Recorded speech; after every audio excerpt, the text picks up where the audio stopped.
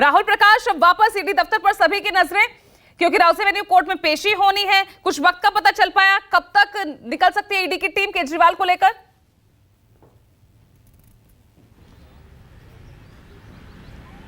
देखिए, जिस तरीके की हलचल है, हलचल को देख के ये एहसास होता है कि हाँ कुछ ही देर में होगा, लेकिन ये साफ है कि कुछ अधिकारी आते हैं फिर अंदर चले जाते हैं। यानी ये समझा जा सकता है कि कुछ वक्त और लग सकता है, लेकिन वही हम बात दोहराएंगे दोबारा कि जो पूछताछ का सिलसिला है वो लगातार जारी है। यानी तस्वीर बदली भी नहीं है, क्योंकि ईडी की जो कार्रवाई है, जो सीक्वेंस है, उसी आधार पर ईडी काम कर रही है। एक तय समय में वो ईडी पीएमएलए कोर्ट में पेश करेगी, जो अपना आधार है वो रखेंगी, जिस सबूतों के आधार पर उनकी गिरफ्तारी हुई है, जिन गवाहों के बयान के आधार पर उनकी गिरफ्तारी हुई है, जो आबकारी नीति को लेकर पूरा घटनाक्रम रहा है, उसको बात रखेगी। उसके बाद जो रिमांड है, रिमांड को पूरी तरीके से माना जा रहा है कि एक जो लंबी अवधि का एक रिमांड होगा, उसके दौरान वो तमाम सीक्वेंस को कनेक्ट करेगी। जो एक बड़ी चीज़ थी आबकारी नीति, जो सीधे तौर पे राष्ट्रीय संयोजक आम आदमी पार्टी के अरविंद केजरीवाल हैं, उनसे जुड़े तार थे। तो ऐसे में समझा जा सकता है कि जो पहले की गिरफ्तारियां हैं, चाहे वो अन्य पार्टी के यानी इससे पूर्व जो सीएम रहे, डिप्टी सीएम रहे मनीष सिसोदिया हो, संजय सिंह हो, या कहा जा सकता है कि जो कंपनी से जुड़े लोग हो जिनको सीधे तौर पर फ़ायदा पहुँचाने की बात की गई हो, तमाम लोगों को कन्फ्रंट कराने की भी चीज़ें होंगी। तो ऐसे में लंबी अवधि के लिए रिमांड की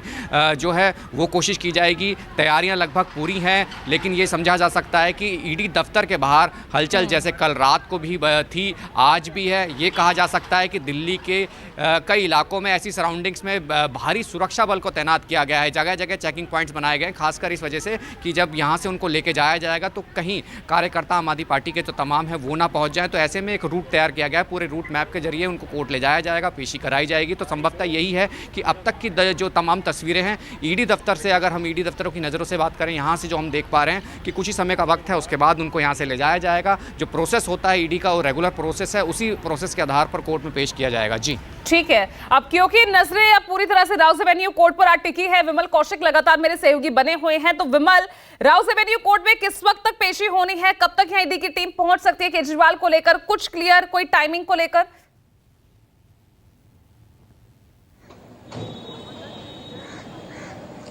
जी बिल्कुल, देखिए क्योंकि अब ये क्लियर हो गया है कि अब सुप्रीम कोर्ट में इस मामले की सुनवाई नहीं होनी है, तो ऐसी उम्मीद की जा रही है कि 2 बजे के बाद किसी भी वक्त जो है वो ईडी की टीम अरविंद केजरीवाल को लेकर यहाँ पर पहुंच सकती है। और सबसे महत्वपूर्ण ये देखना होगा कि आखिर ईडी की टीम जो अपनी रिमांड एप्लीकेशन होगी उसमें क्या ग्राउंड बनाती है, क्योंकि इससे पहले जितनी भी बातें सामने आई उसमें 3-4 महत्वपूर्ण चीजें हैं। जैसे मसलन के केजरीवाल के कहने पर ही जो प्रॉफिट था उसे 6 से 12% किया गया। अरविंद केजरीवाल ने ही उसके लिए कैबिनेट मीटिंग बाकायदा अपने घर पर बुलाई, और अरविंद केजरीवाल ने ही विजय नायर को जो बिजनेसमैन थे, शराब कारोबारी थे, उनसे बात करने के लिए कहा और ये कहा कि ये हमारा ही आदमी है। तो इस तरह की कई चीजें हैं। अब देखना यह है कि आखिर ईडी जो है वो किन महत्वपूर्ण बिंदुओं को रखती है जिसके आधार पर रिमांड मांगा जाएगा। और इस दौरान क्योंकि कविता अभी भी ईडी की हिरासत में है, तो हो सकता है कि कन्फ्रंट कराया जाए, क्योंकि कविता को लेकर भी जब कविता को ईडी ने रिमांड के लिए पेश किया था तब उसमें भी कई महत्वपूर्ण जानकारियां दी थी, और वहां पर सीधे सीधे अरविंद केजरीवाल का नाम भी लिया गया था। हालांकि इससे पहले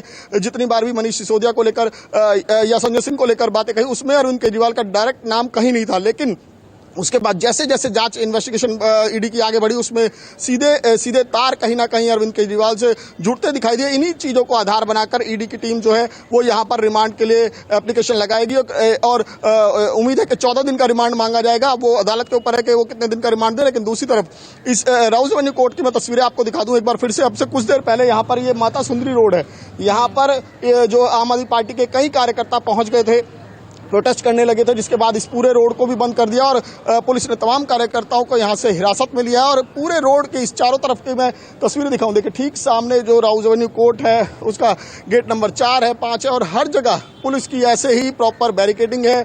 और इस पूरी रोड पर, चाहे ये माता सुंदरी रोड हो, चाहे ये जो आम आदमी पार्टी कार्यालय के ठीक पीछे की सड़क है, यहाँ पर भी चारों तरफ जो है वो पुलिस ने बैरिकेडिंग की हुई है। सड़क के देखिए कोर्ट के सामने हो चाहे कोर्ट के बैक साइड में हो, यानी कि पुलिस की तरफ से सुरक्षा के बेहद पुख्ता इंतजाम है।